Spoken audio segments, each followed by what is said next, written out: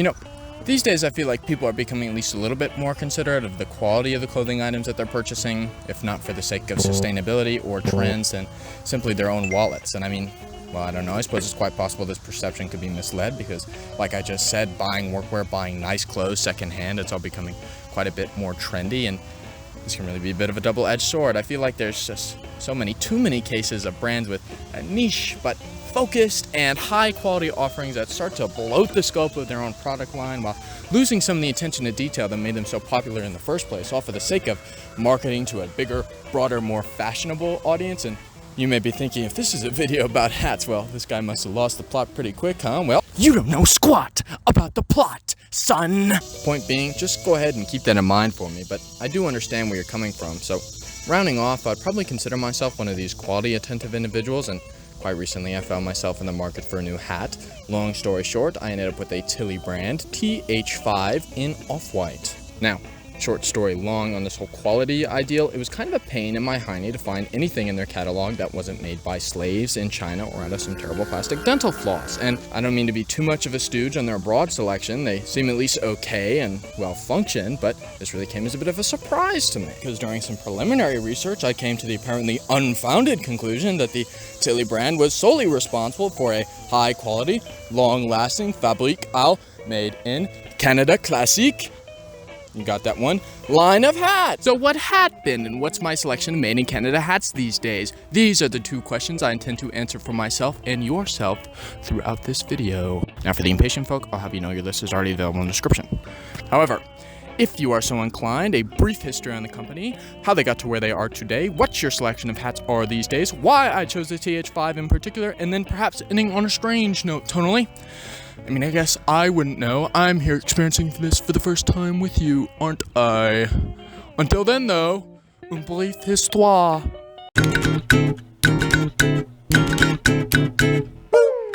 Just so you and me both are up to speed, Tilley sells hats. Well, nowadays they sell kind of generic-looking merino wool clothing and socks, but for a while there they sold hats.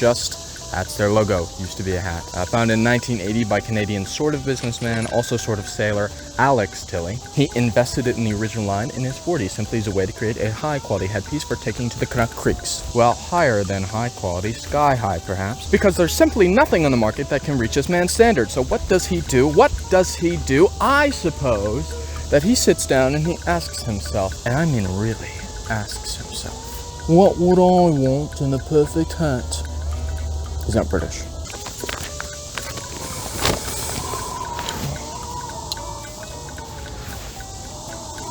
And that perfect hat just so happened to be one of 100% cotton duck canvas for appropriate durability and flap to rigidity ratio. Ideal comfort with a loose fit and built-in sweatband. Cord sewn into the inside for particularly windy waters. Speaking of waters, eventually hats that would float and store your keys in the same hidden foam-lined pocket, as well as, but perhaps the standout, a lifetime warranty on a product so good that you'll probably never need it.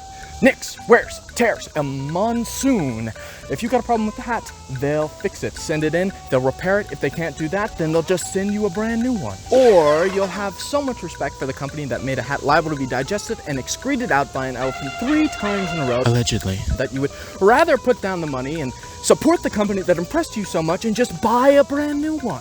Hopefully, an ethos we can all respect. And respected people did, because within less than a decade, the Tilley Endurable brand became quite popular with common folk, Canadian soldiers in the Gulf War, and Sir Edmund Hillary, the guy who climbed Everest, thriving off of cheeky advertising and word-of-mouth testament of the pre-described warranty, durability, and all-around good-mannered sensibility to the thing. Puis, le private equity.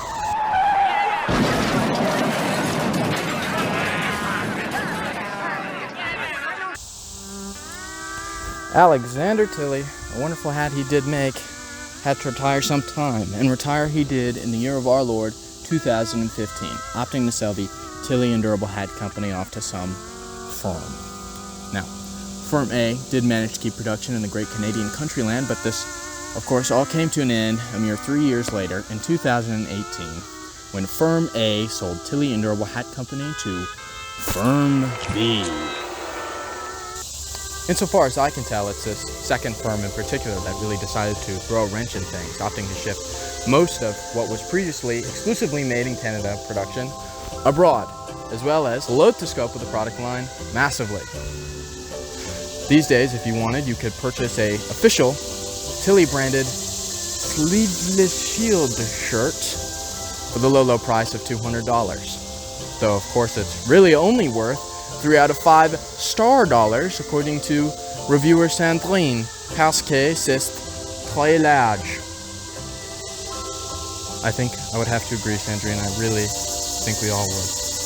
And they've decided to start acting as some sort of generic storefront, selling, quote, brands we love, such as Pour l'Amour and Norda. Okay? Alright, listen, I had this whole bit about these Pour l'Amour shirts and their chain stitch run up because I thought it looked dumb, but Tilley knew that it was making a hit piece and they said, shut it down. So no more Pour l'Amour, no more brands we love, except I have footage on a terrible screen recorder I used once, and that's it. No more Pour l'Amour. Just go ahead and look at their models for me because I don't want to. Creepy. And not in the way that like a distantly related elder who loves bass fishing or an outdoorsman who lives in a shack can be creepy and charming at the same time, but like a Silicon Valley, Uncanny Valley. Have you guys seen iRobot? No. And who are these changes for anyways?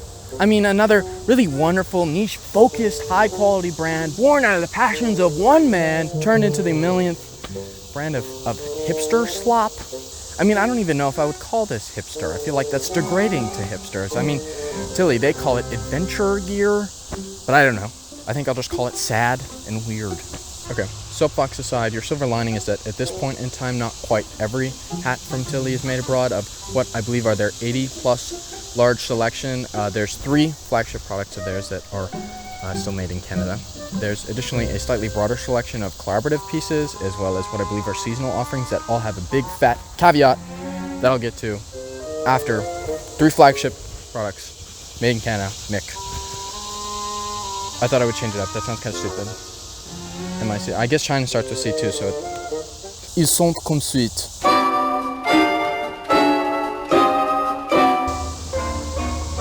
Seemingly all available colors of the T1 Classic.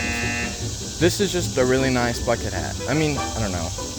Well-functioned, high quality, everything like that, but otherwise kind of typical. This makes sense. It's the T1 Tilley one. It's the first hat that came out, but I don't really like bucket hats that much. Like I said, well-functioned, but marginally less featured than your second option being the T3 Classic. Now, this is probably their best-known product, even though it came out about 6 years after the original T1, and it differs mainly by having a flatter, firmer brim, as well as having 2 oppositely positioned snap-up points, which essentially create a drastically different looking brim and also aids in sun protection a lot better, because, I mean, what the hell is a bucket hat even doing, let's be honest. And, in my opinion, also looks significantly better. Now, the T3 online is actually kind of tricky because there's actually 2 different, completely identical listings for what looks to be the same hat. And indeed, they are the same hat. However, your first selection is made in Canada products, whereas the second one is made in China. Does this signify that they're moving their production of their T3s to China? Well, I've read reports that say something along those details, and of course that's quite a bit concerning, but what I know so is that thankfully the T3s have a much broader selection of colors that are made in Canada. Now, the only 2 that are actually made in China are a light denim blue scheme, which is already still perpetually available in Canada. So, I mean, that's nice, but kind of odd because I feel like there's a million and one scenarios where you could accidentally buy the made in China version, assuming that there's some sort of hiccup with the website, and then you're just not really 100% certain what you're buying. So, I don't know, I guess be astute. This will be a running theme. Now, unfortunately, this drab olive color is actually exclusively available to made in China production, but of course, it's completely out of stock at the time of writing, so I don't know, I guess you're completely out of luck. Green heads, lovers of green out there. I mean, I don't know, I guess I like green, so. Now, there's actually going to be one made in Canada variation or spin-off or whatever you want to call it of each of these hats. The first one being the T1 Classic, not the T1 Iconic. Don't know why. And it just kind of serves as a modern, minimalist remaster of an already very basic hat. And I don't know, it kind of gets the job done. It features completely monochromatic hardware, those being your 2 grommets for ventilation and then 2 for wind cord adjustment on each side, and then a completely monochromatic but embroidered logo on the front side, in case you really felt like repping the Tilley brand. As I mentioned, the T3 shares the limelight with a sibling, namely the T3 Vintage Wanderer. I suppose this is the ripped jeans of the Tilley family. It's functionally identical, though the only difference is being black hardware as opposed to brass, and a dip-in enzyme wash. That's lovely. For a more worn-in appearance and feel. Now, similar to the T3, the Vintage Wanderer has some hats that are made in Canada, while some are made abroad, and actually a bigger selection, the majority, are made in China. And this is comprised of what are mostly your neutral colors, your browns, off-whites, navies, something like that, whereas your made in Canada variations are all a very nice pastel color scheme, dusty rose, a nice lilac, and orange sherbet perhaps. And well, I mean, I don't know, I quite like these colors, of course, but it's undeniable that these are perhaps a bit of a bigger statement, a little bit more fashionable or trendy. Well, we'll get back to that, because of course before that we still have to mention my favorite of the 3, the star of the show. After I briefly mentioned these 2 collaborative pieces with the brand, the Tragically Hip, the wax rugged fedora, the wax camel bucket hat, the performance bucket hat, Canyon bucket hat, wax bucket hat, the water pail hat, just kidding hat, I made up that hat, and the Abstract wax cotton hat. They're all kind of generic, and like a lot of them are bucket hats, which I can only assume is because they already make a lot of bucket hats, so it's not that expensive to make slight variations of hats in-house or whatever. And of course there's also a lot of wax cotton products, which again, they make their wax cotton in-house for now. So they probably just reuse that. And these collaborative pieces, of course, are functionally identical to the iconic T1 and the classic T3 respectively, but look different. I actually quite like the red T3, but they got lazy and they only have 2 sizes. The fact that they're collaborative plus the big fat caveat, which applies to all of those that I'll get to eventually, means they're likely never coming back once they sell out, but I felt compelled to add them. And again, probably all emblematic of broader company-wide focuses.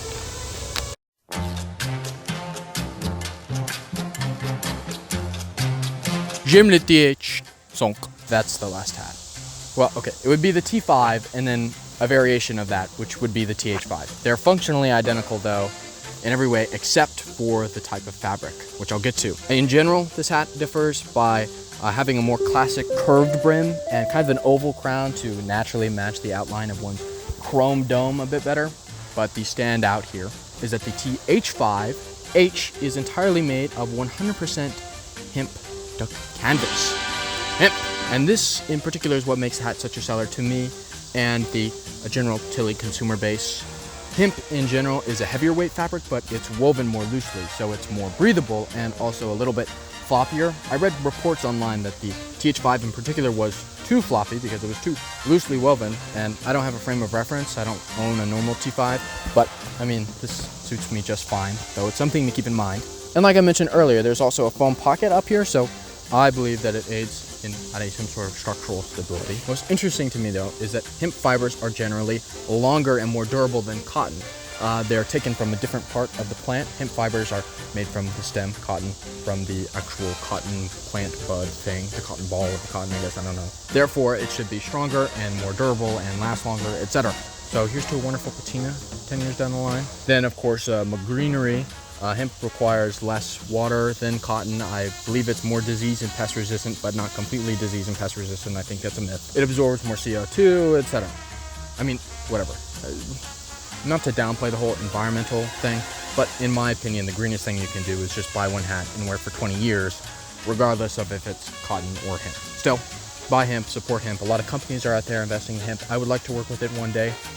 But, you know, so that plus the nicer silhouette compared to the T1 and T3 made it the easy buy for me. Especially when I got it for like 30 bucks from some random boating supply store. So if you got one of those around, that would be your go-to. But if you're not a fan of the T1, 3, or 5, that's it.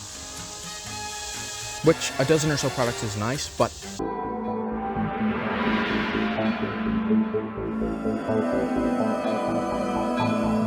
one. For some scope, this is collectively like less than 5% of Tilley's total offerings. That's kind of an insult in and of itself. They're all really obnoxious to find. For your information, there's occasionally a small made in Canada tag on the top right of certain item listings, but That is not at all true for the majority of hats that are supplementally listed as made in Canada. The only way you can discover anything with certainty is by going down through the listings of every single hat on offer and then viewing the specifications drop down, though sometimes there's literally zero information in said drop down and not even a picture of the interior tag and the promotional image. In that case, it's kind of a shot in the dark, but I would hearken these are made abroad. I guess the made in Canada attribute is just some sort of advertising bit to them now, but I still don't understand why they don't make this information clearer. You may have noticed that out of the selection I've given you, they're pretty much all cotton-based products. Now for context, Tilley had this entire other half of their flagship line consisting of hats that were made out of sometimes nylon, sometimes polyester, usually a combination of both. Now, I would personally never really be into these because I'm not really into that type of fabric, but there's undeniably a market for a lighter and more water-resistant line of hats. So if you're into that, then sorry, because you're probably never going to see another made in Canada hat in your retail Tilley hat ever again. This was one of the first things they moved abroad. Synthetic production. Fourth, why don't you do a little exercise with me? Tilley 1, Tilley 3, Tilley 5. Where'd they go? Well, I guess up some dark recess of corporate Canada because they just don't exist anymore. The T2 and T4 were indeed hats in the cotton lineup that did exist that offered quite nice variations. I believe both of them had a wider brim for slightly better sun protection. But again, I guess a little bit too niche for the Tilley brand these days. And finally, but perhaps most ridiculously, if you were particularly astute to my B-roll, or you went out to check these hats on your own, you may have noticed that on any of the non-3 flagship hats, the seasonal or the collaborative pieces, there is a complete lack of warranty. And that's not some sort of mistake. There's no lifetime warranty. And, well, I don't know. I guess it's not the biggest deal in the world because, like I said, it's only the case for their collaborations or more niche offerings. But, I mean, what kind of precedent is this setting for the present and then immediately into the future?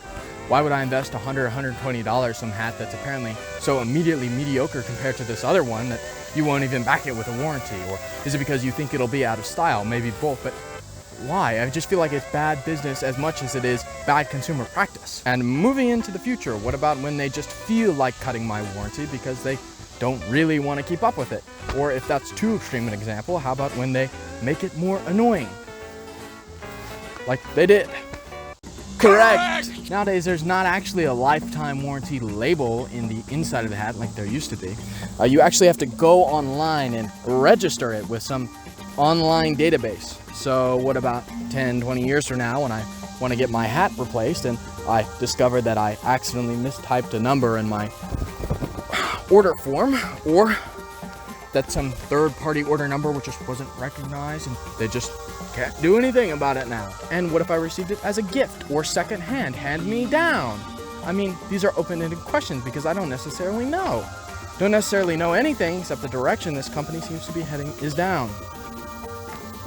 And back on my second point, why is it a pain in my hiney to find anything in their catalog not made out of slaves by plastic dental floss? It's like they're going out of their way to de-emphasize the quality of their offerings. Just be astute, I guess, look out for that little guarantee, but even the fact that I have to be on the lookout for it is absurd, no? I mean, really, it's ridiculous. There's just absolutely no confidence in the product that you're selling me or to me as a consumer. And is this not the direction that the company is going in general? I mean, again, rounding back to these T3s that are only available in pastel colors where the neutral ones are abroad, or that the T2 and the T4 with their wider, more practical brims are gone. What's the thought process here? Now, why would we as a company be investing in a hat that's not going to be standing out? Be trendy with its pretty and pink pastel. Don't let the most practical hat for your most practical Joe be the focus, because, dear God, what gramming zoomer is going to want a hat with a brim the size of a dinner plate shaded in vomit green or dookie brown? Send that to China. Oh, Jesus, dear Lord, why would we produce a T2 that is just so barely distinguishable from the T3? Don't let the craftsmanship speak or the attention to detail. That is not what they want. Let the colors let the flash. And God, I'm retreading again, I'm sorry, but the models, I don't like them. They're so weird looking. And have you seen the interior of the store? No, you haven't. I didn't even show it to you. I didn't even touch on it. It's like trying to look in a movie set. This is a hat store. This is a hat store. It's like the most generic possible contemporary clothing stores. What are you doing? Okay, I'm done being whiny. And to be fair, it's not like this isn't some sort of standard affair. And it's not like the original Tilley hat company was responsible for some amazing charity. I mean, Alex Tilley, the man, sold what was his hobby, yes, what was his passion, but at the end of the day, he sold. It was a business, and businesses make money.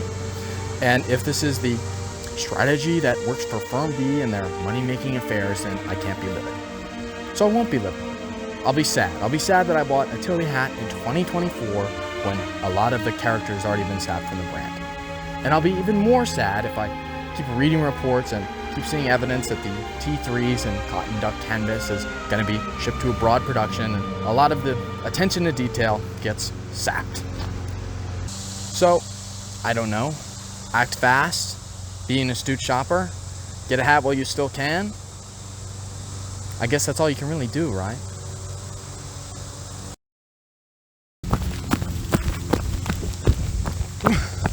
Wait a minute. What?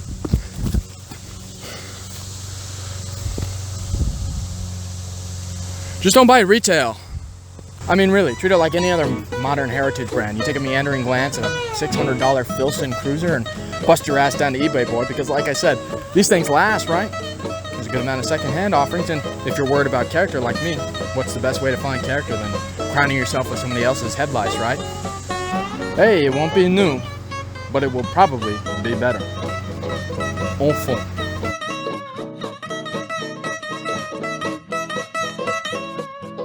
Okay, two hat-related things. First, the collaborative T3 with the Tragically Hip. Apparently it does fall under the lifetime guarantee warranty under the specifications tab. I didn't notice that until after recording, but it's out of stock anyways. And I don't know if that's true or not, because like the iconic T1 collaboration is not under the lifetime guarantee. So I don't know, do that what you will. And then after I did a lot of the recording, whatever, I did some more reading, research, whatever you want to call it. I'm just looking at articles and like Reddit threads. That's something I'd like to improve in the future. But anyways, I saw a lot of reports that the Firm B or whatever intended to phase out the lifetime guarantee in general on the 3s, on the 5s, on the 1s, and then they brought it back due to backlash. So I don't know if that's, you know, indicates that like with all the interior tag, the weird stuff on the website, stuff like that, if that's the reason why or something like that. But on a more personal note, this is the first like YouTube video that I ever made. I bought a camera for it. This is the first time I've ever touched any editing software, etc. You can probably tell due to some of the production value I have being very low, but also I'm very interested in any sort of feedback or criticism beyond that.